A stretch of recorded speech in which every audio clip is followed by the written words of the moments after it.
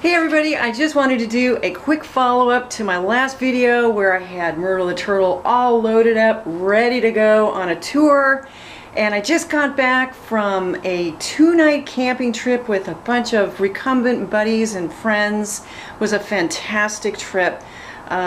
We drove out to a small town called Banks, left our cars and trucks, loaded up our trikes, rode the rail trail, and then I think another 8 miles to the campground. It was a total of like 35 miles. It was just a fantastic trip. It was great weather. 7 trikes, two trikers had dogs. There was Critter, who was in a little pannier, and then Luna, who was in a rack cage on the rear rack. And some people had electric assist, some were unassisted. I did most of it with Edna and Jackie, and we just really took our time. We had all day to go 35 miles. We stopped and picked blackberries. You know, we would let Critter out, walk around, have some water. I took a ton of pictures. I flew the drone. And it was really terrific practice that I had all my gear on my trike. I think I had probably about 10 pounds more than I would normally for a trip like this. For instance, I wouldn't have taken my laptop. I had more cold weather gear. I had more cooking gear. But it was just really good practice. I was particularly anxious about one section of the trail that's got steep switchbacks. This is an old rail trail, and there had been a trestle bridge that was taken out. It wasn't replaced, and they put in these steep switchbacks. Most people who ride two-wheel bikes have to walk up these switchbacks. They're so steep.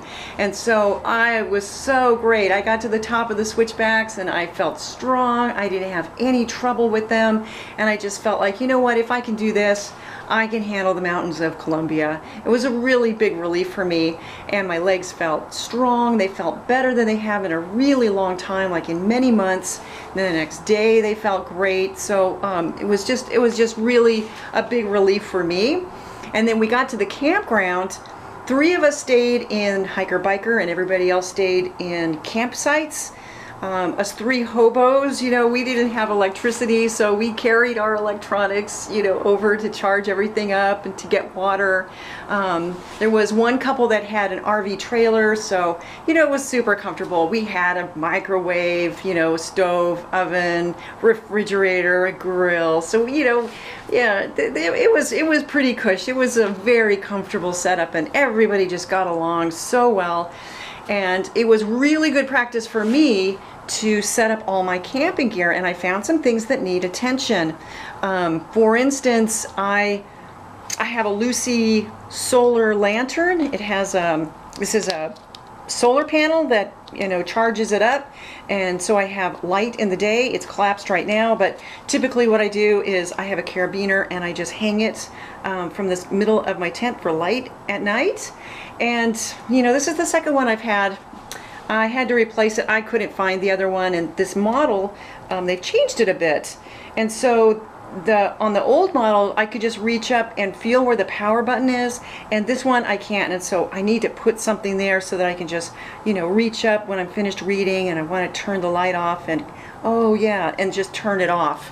And then my tent poles, so there's a cord in the tent poles, shock cord, that has tension and it holds the sections of the pole together, and it's lost its stretchiness, and so it took 2 of us. It was pretty comical putting these tent poles up, and you know, somebody had to hold one section to get it into the footprint, and then I put my section in. Once it was up, it was fine, but again, I'm really happy I found out about this now. I've called Big Agnes, and I'm gonna send them in, and it's gonna be very inexpensive to get that repaired. And then the other thing was, I was really eager to try out a new sleeping bag system that I thought of, where I've got a 35-degree bag, and I want to put that inside a 50-degree bag. So I brought both bags, and I discovered that my 35-degree bag, it's been compressed for too long, and so it's not a 35-degree bag anymore. And you know, it was fine for this weekend, but it's not going to be sufficient for my trip in Colombia. I really want to come up with a system where I can be warm at 35 degrees. You know, on my last tour in Mexico, I brought this sleeping bag and I kept it in a compression sack, you know, in my pannier.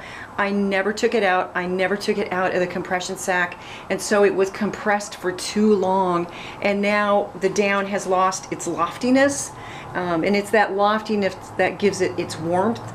And so, you know, I've tried a few ideas that people have given me to kind of bring it back to life, but I think it's a lost cause. Unfortunately, I'll have to come up with another bag. Maybe I'll just buy another one. I don't know. We'll see. But again, I've got plenty of time.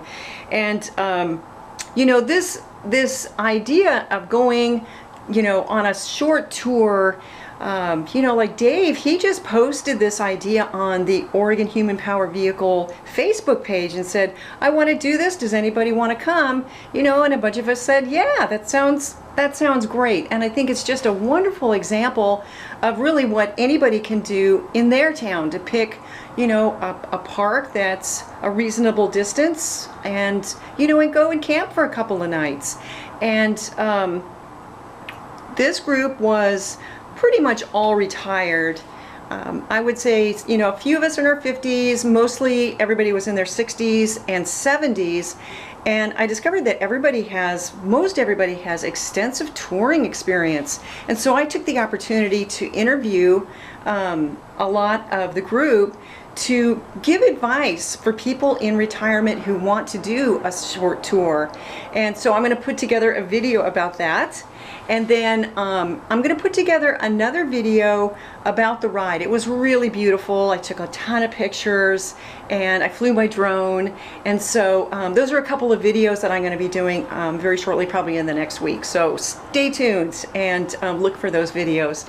And of course, as always, thank you for watching.